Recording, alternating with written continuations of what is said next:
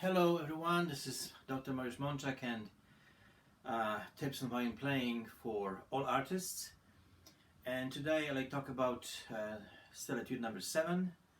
And today I'd like to talk about different possibilities of practicing this, and they're all useful and they achieve different goals in that practicing. So this etude, as I have mentioned on two previous videos, it's for crossing the strings and also for intonation, because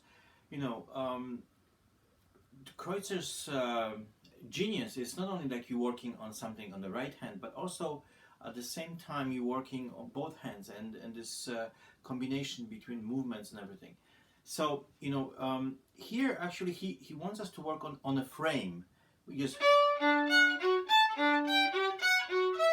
so this frame between first and the fourth finger, which is like an octave, like the whole technique is based on the frame, because the frame it's bigger in the first position, it's like wider, and then we're going up, so like a half a distance already here. So that's the main difficulty on the left hand. Like the distances are not the same, they are changing, and they are getting smaller and smaller when you go up. And I always kind of when I talk with pianists, they say, okay, imagine that you play piano and then you go up and then the keys get smaller and smaller and smaller, and then you have to hit them with the same precision than those lower keys where they're, let's say, they're much bigger. So here, I mean, this is a joke, but this is what we are faced with violin. That the distances are not the same, and we need to play in tune, right? I mean, you try to play in tune, which is like mathematically it's impossible to play in tune, because it's just it's just impossible to tune to everything in the right order. But this is another story I'd like to talk later. So here we have this octave, which is in a way it's quite easy to tune it in a way because it's an octave. But here, so also octave, but it's already with the double crossing when we cross the string, and then again you have here an octave,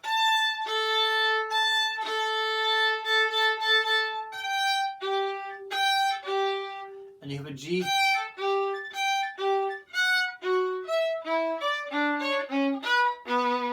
so this is this kind of for intonation works. Then musically, when we have this let's say the first one is it's a D major chord, right? D F sharp C, and then if you have B minor,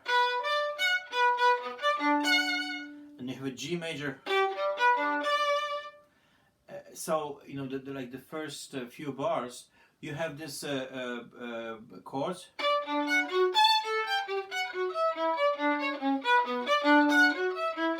So musically, it's in a way da da ti, the dominant da da da, and then remember, we talk all the time about. I talk about the inertia and gravitation and minimum movement, but this actually all the time goes with music. So when I have this stressing of the point of the music, like here, so I go da da da, so my inertia goes there, like so.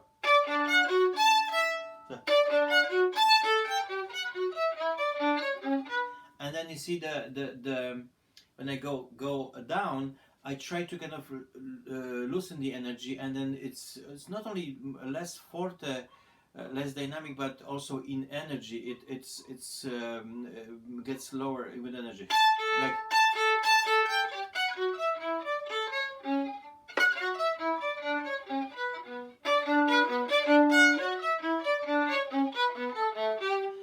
So we need to work on that. So here again, again when we have this more less, because this is like the first time you see this D, and that's just repeating the C. It's not so important in a way. So that's what we should get.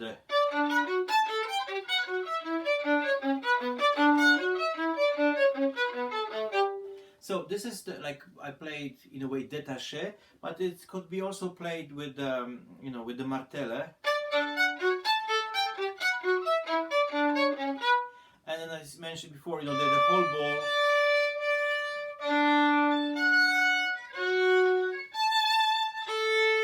The most difficult one.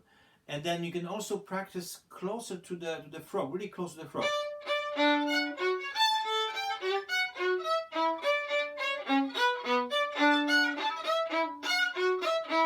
So this movement, you can also work on this movement of the bow when you go. See here.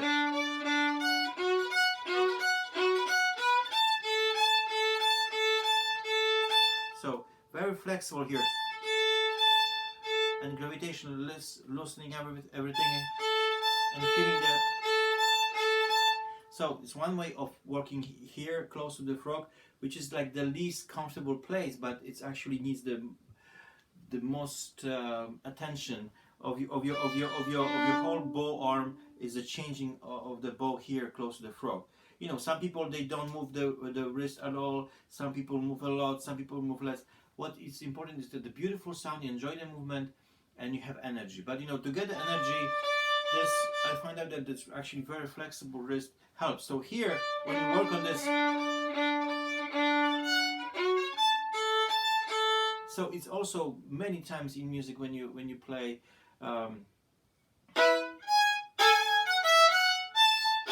So here, see, very often we use this movement here, even in Bach. You see, I'm working on this directions. So if you're working here, it helps. So another possibility to play with shorter note is, of course, it's in the middle bow.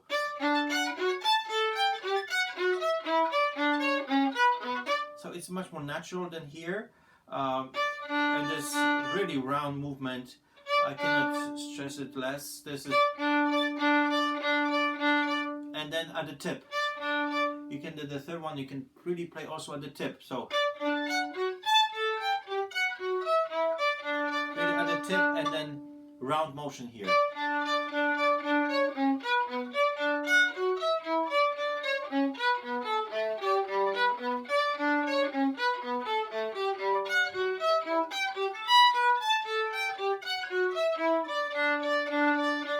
Remember, when you're working on this, remember I mentioned many videos ago that the bow changes.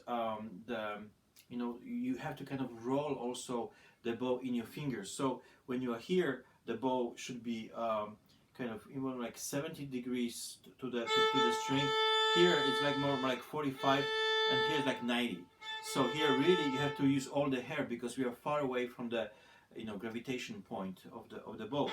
So here you need to also work on this full hair to get the nice sound. Because if you change the hair like this, that's many people will do. They play all the time with the same direction of the bow. You need much more pressure of the bow just to get the sound if the whole hair is not there. So this rolling motion, it's really something that you have to pay attention to. I mean, most of, you listen to the sound. Then your hand should do it, the right movement. But when you have bad habits of this, you need to learn also that you need to roll this. So when you are here, really put the full hair and try to push it. That's what Leopold Auer says about attacking the sound from the wrist, and this motion of kind of like thinking about like you attack from the wrist, not like okay I'm changing the bow, but try to think about that you're attacking the bow from the wrist, and then because then it's when you attack, then you can actually release. Like there's an attack and the release of tension. Like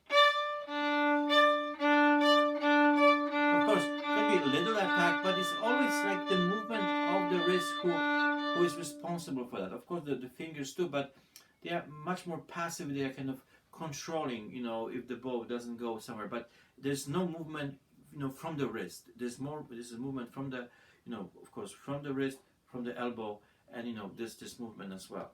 So, and of course, there's rotation, like opening the keys, that when you hear, also helps a lot. So, and that's what it is with this etude number 7. I think I'm gonna next time I'm gonna talk about number 8. But this is really a technique that needs to be work on day and night. This number 7, and to be really comfortable with crossing the strings without touching them in a way. I mean, we should hear them as less as possible and feel comfortable. Feeling that it's something that we enjoy playing, even if it's an etude. So, guys, thank you very much for watching. Be well and safe, and I hope this my little talk will inspire you to work on these etudes to make your music making much more pleasurable and enjoyable, and for the audience, yeah, and then the composers, who are watching us. I hope those who are dead, but those who are alive, it's always very refreshing to work with composers that are still there, still alive, still with us, and we can learn so much from their point of view and how they think about music, and because we are musicians who are performing many times, we are entangled of this body motions, how to make it happen with our bodies and technique and this and that. But usually composers don't think about our technique. I mean, they don't worry about it. What they worry about is music, music making. So that's what Kreutzer is also all about. That like to really forget about technique. Like you want to play and you just play it. But to get to that point, you need to work. You need to know exactly what you're doing, what kind of movements you're doing, and how to improve them. And also, if there's a pain, how to avoid pain and how to find the right position. That's why we need to have those masters. The imitation also of those masters who are, our goal. To play like them, let's say, or like the imaginable greatest violinist. How he could play, but at the same time, we need to know yourself, because we have different bodies with different DNA, genes, background, teachers, habits, good habits, bad habits, muscle tension, habits of thinking. So all of this together make us very unique. So this